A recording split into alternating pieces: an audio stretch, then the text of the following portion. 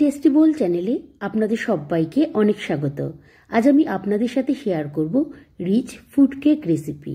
তো চলুন বন্ধুরা, রেসিপিটি আমরা শুরু করি। কেক বানানোর জন্য আমি এখানে প্রথমে ড্রাই ফ্রুট নিয়ে নেব।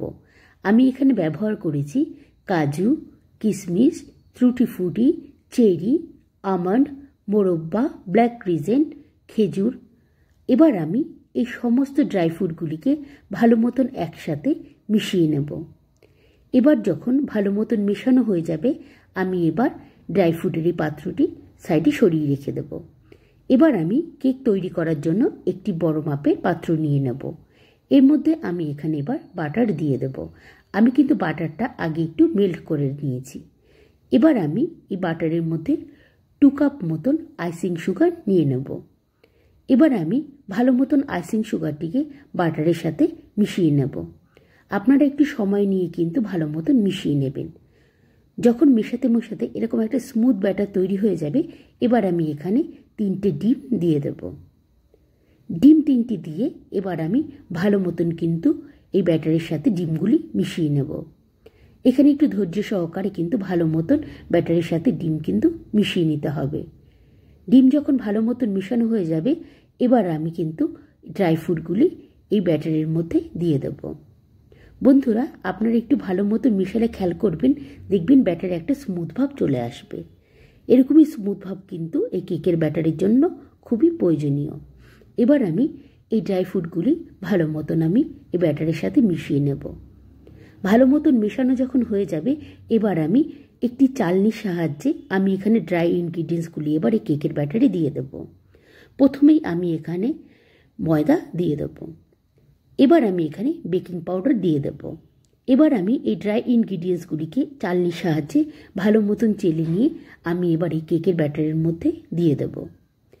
এবার পালা এই ড্রাই ইনগ্রিডিয়েন্টসগুলিকে এই ব্যাটারের সাথে ভালো মতন মেশানোর। এখানে কিন্তু একটু সময় নিয়ে এই পুরো ব্যাপারটি কিন্তু ভালো মতন মেশাতে হবে। ভালো মতন যখন মেশানো হয়ে যাবে, এবার আমি কেকটি বেক হওয়ার জন্য রেডি করব। এর আগে এখানে আমি কিন্তু ভ্যানিলা এসেন্স দিয়ে দেব। আপনারা চাইলে অন্য কোনো এসেন্সও ব্যবহার করতে পারেন। এবার আমি ভালো মতন ভ্যানিলা এসেন্স দিয়ে আমি ব্যাটারটিকে কিছুক্ষণ রেস্টে রেখে দেব। এবার বেক করার জন্য আমি এখানে একটি ননস্টিকি কেক মোল্ড নিয়ে নেব। আপনারা চাইলে কিন্তু অন্য ধরনের কেক মোল্ডও ব্যবহার করতে পারেন। এই কেক মোল্ডে কিন্তু আমি ঘি বা বাটার ভালো মতন কিন্তু গ্রিস করে নিয়েছি। এবার আমি এই কেক মোল্ডের ভেতরে কিন্তু এই কেকের যে ব্যাটারটি, সে ব্যাটার আমি এবার দিয়ে দেব। আপনারা সবসময় খেয়াল করবেন, কেকের ব্যাটার কিন্তু পুরো মোল্ড ভর্তি করে দেবেন না। এতে বেক হওয়ার সময় কেক কিন্তু ফুলে বাইরে পড়ে যেতে পারে। এবার আমি এখানে কেকটি বেক করার জন্য একটি পাত্রে লবণ নিয়ে নেব। এবার পাত্রটিকে আমি একটুখানি হিট করে নেব। এবার যখন পাত্রটি বেশ ভালো মতন ফ্রি হিট হয়ে যাবে, এবার এখানে আমি গ্যাসের ওভেনের যে স্ট্যান্ড সেটি দিয়ে এর উপর এবার কেক আমি এখানে বসিয়ে দেবো বেক হওয়ার জন্য। এবার কেকটি যখন বেশ ভালো মতন বেক হয়ে যাবে, এবার আমি এই ঢাকনাটি সরিয়ে নিয়ে যখন কেকটি একটু হালকা হালকা যখন একটু কাঁচা থাকবে, এই অবস্থায় কিন্তু আমি কেকের উপরে আবারও ফ্রুটগুলি সুন্দরভাবে সাজিয়ে দেব। আপনি কিন্তু আগে কেকের উপরে কিন্তু এরকম ফ্রুটের টপিংস দেব না, দিলে কিন্তু এই কেকের ভেতরেই কিন্তু এই ফ্রুটগুলি চলে যাবে। এর জন্য কেক যখন হালকা এরকম কাঁচা অবস্থায় থাকবে, তখনই কিন্তু আপনারা এই ফ্রুটগুলি উপর দিক দিয়ে সুন্দরভাবে সাজিয়ে দেবেন। তাহলে কিন্তু কেক বেক হওয়ার পরে কিন্তু দেখতে ভালো লাগবে। আমি এক এক করে সুন্দরভাবে কিন্তু চেরি, কাজু এবং আমন্ড সুন্দরভাবে সাজিয়ে দিচ্ছি। এই সময় কিন্তু এরকম এই ফ্রুটগুলো দিলে পরে কেক যখন বেক হয়ে যাবে, দেখতে কিন্তু খুবই ভালো লাগবে। এবার সমস্ত ফ্রুটগুলো সুন্দরভাবে সাজিয়ে দিয়ে আমি এবার আবারও ঢেকে কিছুক্ষণ কেকটিকে এবার বেক করে নেব।